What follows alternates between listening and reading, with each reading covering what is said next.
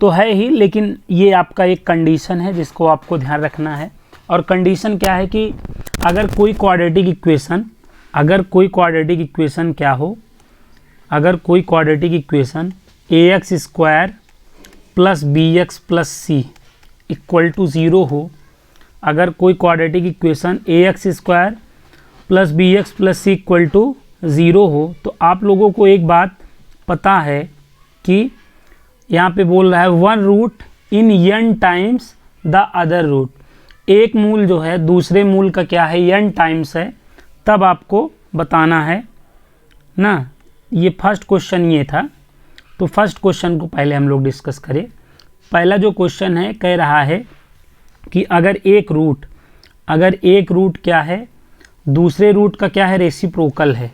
ठीक है, ये आपका कोई क्वाड्रेटिक इक्वेशन है ax square plus bx plus c equal to 0, और इसमें क्या है वन रूट जो है अदर रूट का क्या है, रेसिप्रोकल है, मतलब एक मूल दूसरे मूल का क्या है, व्युत्क्रम है, तब आपको रिलेशन बताना है। तो आपको पता है कि अगर कोई क्वाड्रेटिक इक्वेशन में वो एक रूट दूसरे रूट का क्या होता है, रेसिप्रोकल होता है, तब आपकी कंडीशन C2A बन जाती है। क्या बन जाती है? C2A कंडीशन बन जाती है। इस कंडीशन को अगर आप ध्यान में रखते हैं तो बहुत ही फ़ायदा है। जैसे ये कोई क्वाड्रेटिक इक्वेशन है, ये कोई क्वाड्रेटिक इक्वेशन है, और इसमें भी यही बोला है कि एक रूट दूसरे रूट का क्या है, रेसिप्रोकल है। तो using that condition we can write C2A। तो हियर C इज़ K और A इज़ क्या, 3। तो देखिए आपका यूजिंग दैट कंडीशन आपने इस क्वाड्रेटिक इक्वेशन को क्या कर लिया, सॉल्व करके K की वैल्यू निकाल लिया। ऐसे बहुत सारे क्वेश्चंस मिलेंगे। जैसे आपको ये कोई क्वाड्रेटिक इक्वेशन मिल गया, ठीक है, ये कोई क्वाड्रेटिक इक्वेशन है, और इस क्वाड्रेटिक इक्वेशन में बोला क्या है कि one root is reciprocal other root ना, तब आप क्या कंडीशन लगाओगे, C2A। तो यहाँ पर आपका C क्या है, P, और A आपका क्या है, 2। तो देखिए P की वैल्यू क्या आ गया, 2 आ गया ना। ऐसा पूछ के आपसे P की वैल्यू पूछ लेगा। तो अगर आपको ये सारी कंडीशंस याद रहेंगी तो इस तरीके से वैल्यूज़ आप निकाल लेंगे। आई होप आप ये बात समझ पाए होंगे। आइए नेक्स्ट देखते हैं। नेक्स्ट क्या है, नेक्स्ट वाला भी बहुत ही इम्पॉर्टेंट है ना। जैसे आपका क्वाड्रेटिक इक्वेशन, ओके, नेक्स्ट जो है आपका बहुत ही इम्पॉर्टेंट है, लाजवाब क्वेश्चन है कि अगर आपका quadratic equation ax square plus bx plus c equal to 0 है, और एक रूट अदर रूट का क्या है, n टाइम्स है, मतलब एक मूल दूसरे मूल का n गुना हो, तब आपको रिलेशन बताना है। आपको एक बात पता है कि अगर कोई quadratic equation ax square plus bx plus c equal to 0 हो, और इसके रूट्स में, अगर इसके रूट्स में रेशियो आपको गिवन हो m/n का, तो इन दोनों में क्या रिलेशन होता है आपको पता है। क्वाड्रेटिक इक्वेशन से b square equal to AC write करना होता है ना। क्वाड्रेटिक इक्वेशन से b square equal to AC write करना होता है, और ये जो रेशियो है, रेशियो का मल्टीप्लाई करके स्क्वायर साइड राइट किया जाता है। रेशियो का मल्टीप्लाई करके स्क्वायर साइड राइट किया जाता है, और इसका सम करके, इसके सम के स्क्वायर का मल्टीप्लाई राइट साइड किया जाता है। सम करेंगे तो m+n और का स्क्वायर का मल्टीप्लाई आप जो है AC साइड करेंगे।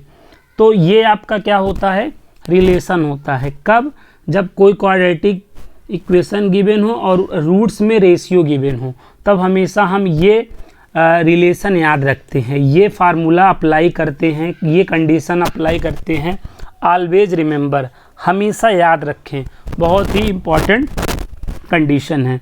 इसको हम प्रैक्टिकल प्रॉब्लम में भी देख सकते हैं। जैसे कहेगा कोई quadratic equation ax square plus bx plus c equal to 0 है, और इसमें 2:2 इसके रूट्स में, इसके मूल में 2:3 का रेशियो है, तब आपको कंडीशन बतानी हुई। तो अगेन क्वाड्रेटिक, ये जो क्वाड्रेटिक इक्वेशन है, यहाँ से आप क्या करेंगे, b square equal to AC write कर लेंगे, कर लिए।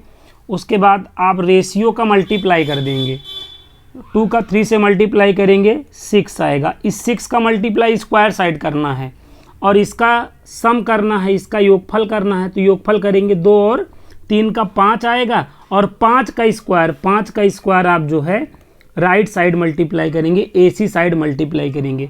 अब ये दोनों एक दूसरे के क्या हैं, इक्वल हैं। तो इस तरीके से हमें क्वेश्चंस को क्या करना होता है, सॉल्व करना होता है।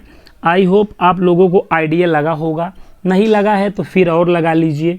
देखिए हमेशा ये बात आपको याद रखना है, अगर कोई quadratic equation ax square plus bx plus c equal to 0 है और इसके रूट्स में m/n का क्या है, रेशियो है, तो आपकी कंडीशन हमेशा क्या बनेगी, क्वाड्रेटिक इक्वेशन से आपको b स्क्वायर बराबर ac लेना है और रेशियो का क्या करना है, मल्टीप्लाई स्क्वायर साइड करना है, और इसके सम के स्क्वायर का मल्टीप्लाई आपको AC साइड करना है। तो ये आपका फैक्ट है जो आपको ध्यान रखना पड़ेगा। और यहाँ पर अब जो आपका ये बोला है कि भाई ये कोई क्वाड्रेटिक इक्वेशन है, एक रूट क्या है, दूसरे रूट का n टाइम है, तो आपको करना क्या है, फर्स्ट वाला रूट 1 सपोज कर लेना है। अगर आप फर्स्ट वाला रूट 1 सपोज कर लोगे, अदर वाला n टाइम्स है, तो डेफिनेटली जो है आपका सेकेंड रूट n हो जाएगा। तो देखिए अब आपको आपके पास देखिए ऊपर वाली कंडीशन बन गई, क्वाड्रेटिक इक्वेशन है आपके पास और आपके पास रेशियो है। तो अगर आपके पास क्वाड्रेटिक इक्वेशन और रेशियो दोनों है तो आप काम क्या करोगे भाई, क्वाड्रेटिक इक्वेशन से b स्क्वायर बराबर AC राइट कर लोगे, और ये जो रेशियो है, रेशियो का मल्टीप्लाई आप स्क्वायर साइड कर दोगे, और इसके सम के स्क्वायर का मल्टीप्लाई आप जो है राइट साइड कर दोगे। देखो ये रिलेशन आ गया कि नहीं बताओ।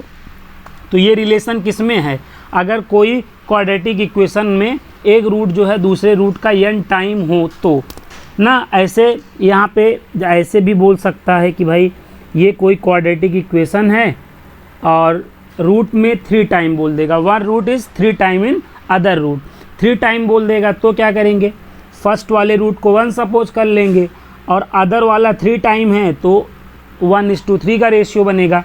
फिर आप यही कंडीशन लगा सकते हैं ना, क्वाड्रेटिक इक्वेशन और रेशियो गिवन होने वाला, तो यहाँ से b स्क्वायर बराबर क्या करेंगे AC, और यहाँ रेशियो का मल्टीप्लाई करेंगे स्क्वायर साइड, 1 का 3 से मल्टीप्लाई करेंगे, फिर राइट साइड भी आपको क्या करना होता है, इसके सम का मतलब 4 के स्क्वायर का मल्टीप्लाई करना होता है, इस तरीके से।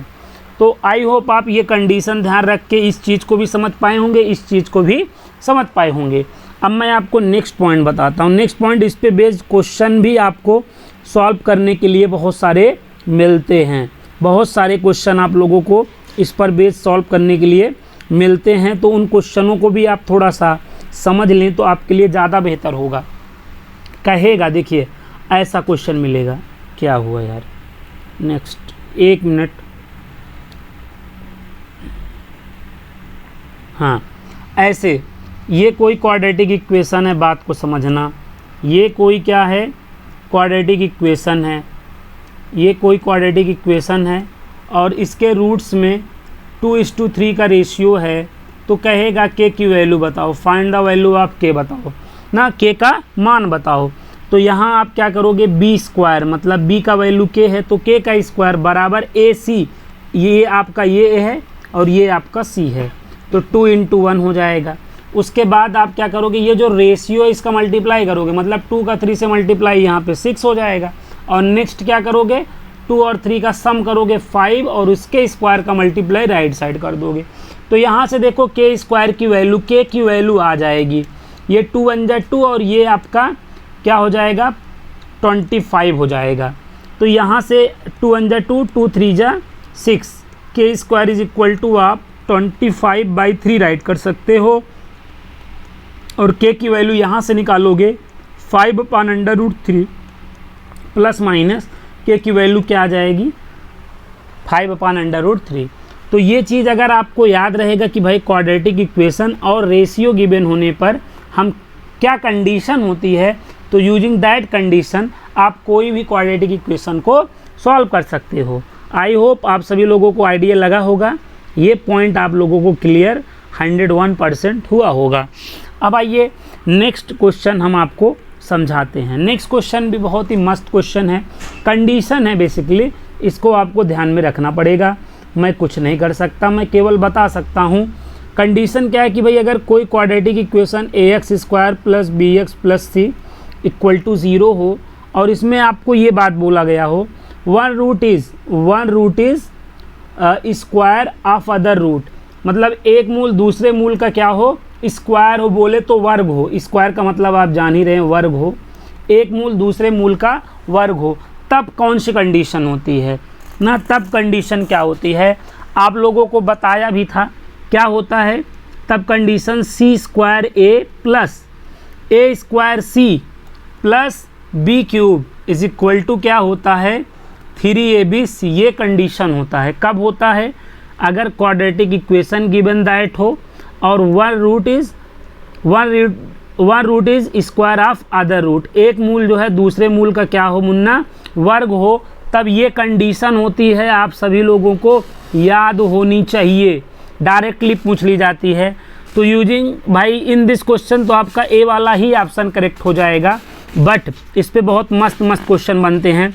जैसे मैं बात करूं, मैं एक आपको बहुत ही लाजवाब क्वेश्चन दे रहा हूं, 3x स्क्वायर प्लस, बहुत ध्यान समझिएगा, 3x square plus px plus 3 equal to 0 और p ग्रेटर देन क्या है 0, और क्वेश्चन क्या है कि one root is the square of other root, then find the value of p, तब आपको p का मान बताना है। ठीक है, तो हम यही वाली कंडीशन यूज करेंगे ना। इसमें भी क्या बोला, ये क्वाड्रेटिक इक्वेशन है और इसमें बोला है कि one root is the square of other root, एक मूल दूसरे मूल का वर्ग है, तो p का मान बताओ, p का मान बताओ। तो यहाँ पे देखो a की वैल्यू क्या है 3 है, b की वैल्यू क्या है p है और c की वैल्यू क्या है 3 है। तो आप यहाँ पर आप ये कंडीशन लगा दो, c स्क्वायर, तो c का मान देखो ये 3 है कि नहीं, 3 का स्क्वायर करोगे 9 आएगा, इंटू a मतलब 3 प्लस a स्क्वायर, a का वैल्यू 3 है, स्क्वायर करोगे 9 आएगा, और c की वैल्यू 3 प्लस क्या होता है b क्यूब, b मतलब p, तो यहाँ पे p का क्यूब हो जाएगा, और बराबर क्या होगा, इक्वल टू क्या होगा 3 इंटू a की वैल्यू यहाँ पर देखो 3 है, और b की वैल्यू यहाँ देख लो p है, और c की वैल्यू यहाँ देख लीजिए 3 है। तो देखिए 9 त्रिक 27, 9 त्रिक 27, 9 त्रिक 27 का एक काम करिए आप डिवाइड कर दीजिए, तो ये पूरा कट जाएगा। बात समझ में आई होगी, यहाँ 1 यहाँ भी 1, और ये आपने 27 का डिवाइड किया है ना, तो p क्यूब में भी डिवाइड कर जाएगा। बच्चे यही प्रायः गलती करते हैं, यही गलती आपसे होगी, बराबर क्या हो जाएगा p। अब आपको नेक्स्ट क्या करना है जी, ये 112 हो जाएगा, ये 112 हो जाएगा, प्लस p क्यूब अपान क्या रहेगा 27, और ये इक्वल टू p। अब ऑप्शन आपको दिया रहेगा, ऑप्शन आपको यहाँ पे दिया रहेगा क्वेश्चन में कि भाई a का मतलब p का वैल्यू 3 हो सकता है, p का वैल्यू 4 हो सकता है, p का वैल्यू 5 हो सकता है, और p का वैल्यू क्या हो सकता है 6 हो सकता है। तो अब आपको p ऑप्शन ही आपका p का वैल्यू है, तो जो ऑप्शन गिवन रिलेशन को क्या कर दे भाई, ये वाले रिलेशन को क्या कर दे, जो ऑप्शन सेटिस्फाई कर दे वही वाला ऑप्शन आपका राइट हो जाएगा। तो मैं बताऊं आपको ए वाला ऑप्शन ही इसको सेटिस्फाई करेगा। कैसे, आप p की वैल्यू 3 ले लो, यहाँ ले लोगे 27/27, ये 1 और 2 ये 3 हो गया, और यहाँ 3, तो 3 इक्वल टू 3, तो ए वाला ऑप्शन आपका करेक्ट हो गया। तो इस तरीके से आपको इस पर बेस्ड क्वेश्चन को सॉल्व करना होता है। आई होप आप लोगों को अच्छे से आइडिया लगा होगा। ये 3 कंडीशंस थी, ये तीनों कंडीशंस आपको समझ में आई होंगी। अब बात अगर हम इसमें करें तो कौन वाला ऑप्शन सही होगा,